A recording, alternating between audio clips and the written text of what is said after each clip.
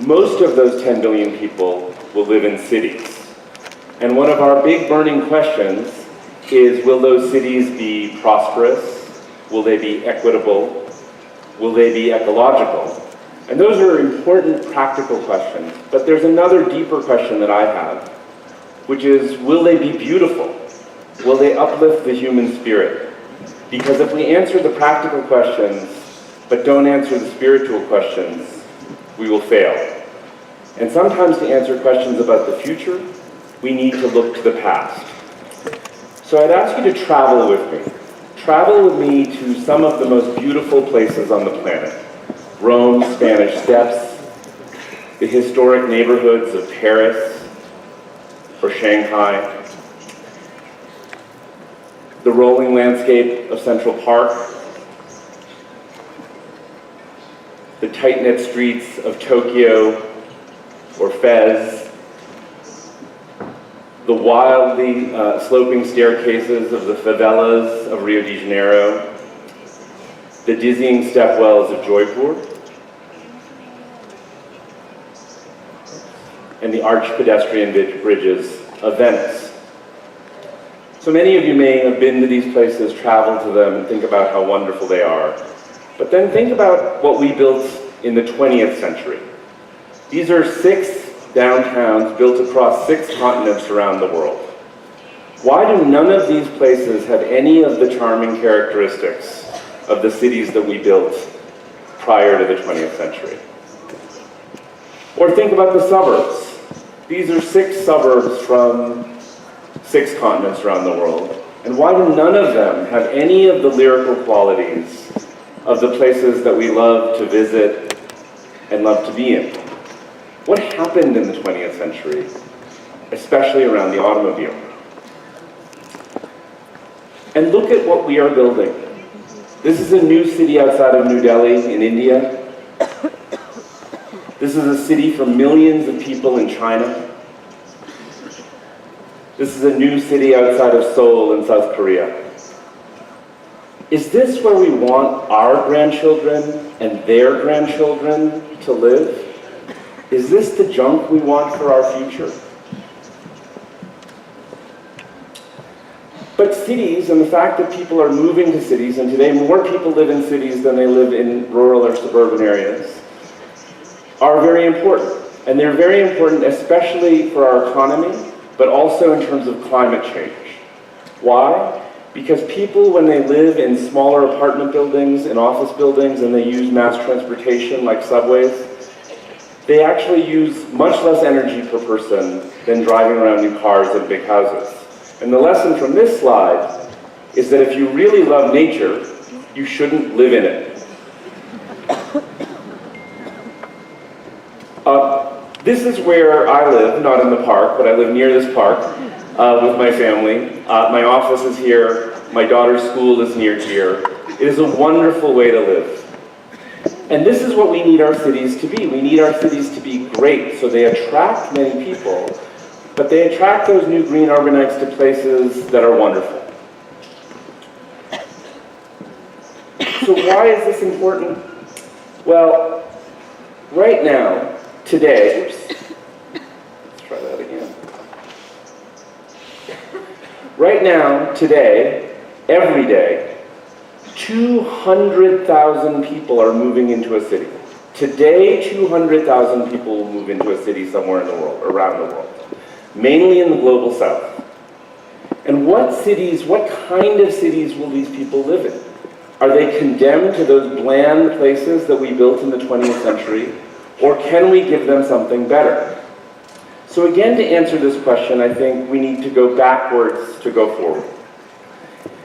So many of you, I'm sure, have seen buildings like this. They were built all over the world. They exist in Mexico City, they exist in Israel and India and Italy, and they were charming.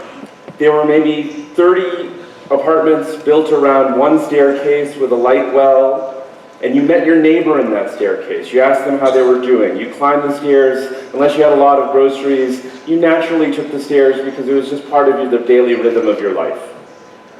But unfortunately, because of our building codes and our fire codes and wheelchair codes, very important things, we can't build buildings like this anymore. Instead, what we have to build, is this.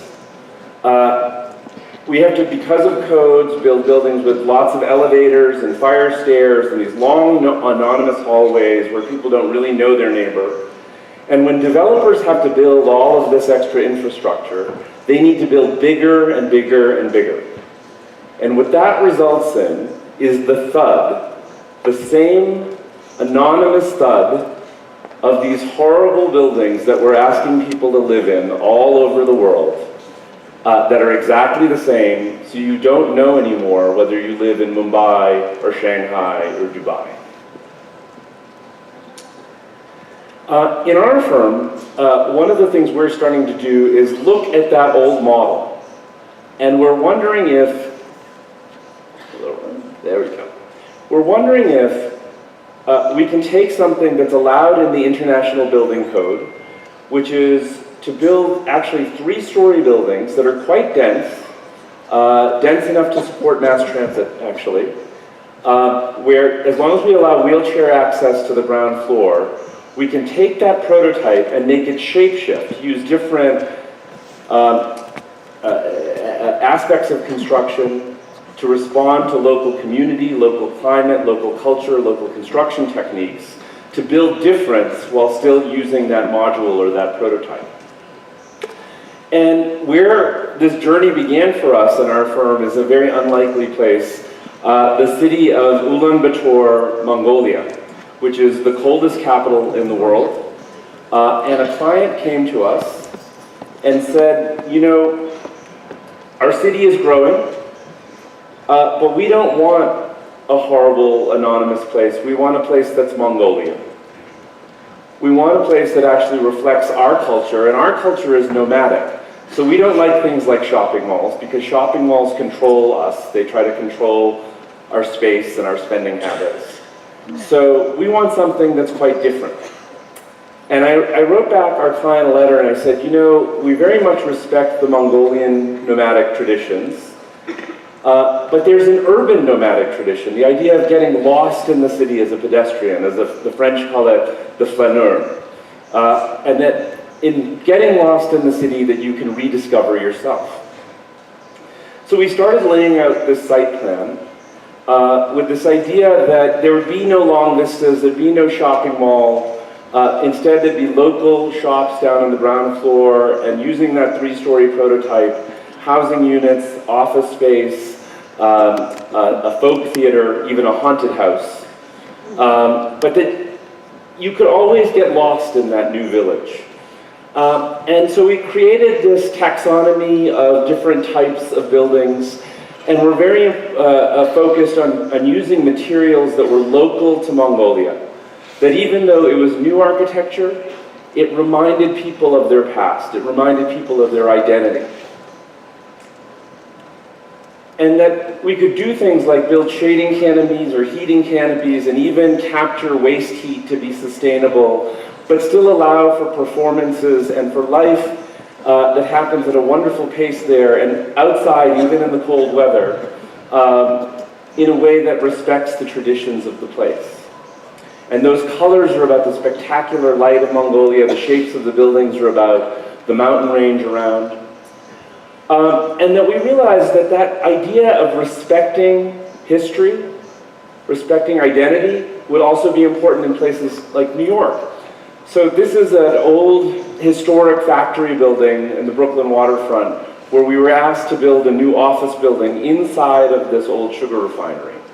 And we realized that we could insert a new building into the old building and still respect the old building. And if this was the condition of the old building with the old factory equipment in there, with this gap from the windows to the equipment, that we could create that similar gap with a new building nesting inside of the old building and create a very unique experience that you couldn't have anywhere else, where you could actually be both outside and inside at the same time. And that from inside, you'd create a new kind of creative office building that was about both the future and the past. And that, very importantly, that how the building met the ground to make sure that we are encouraging people to walk, people to be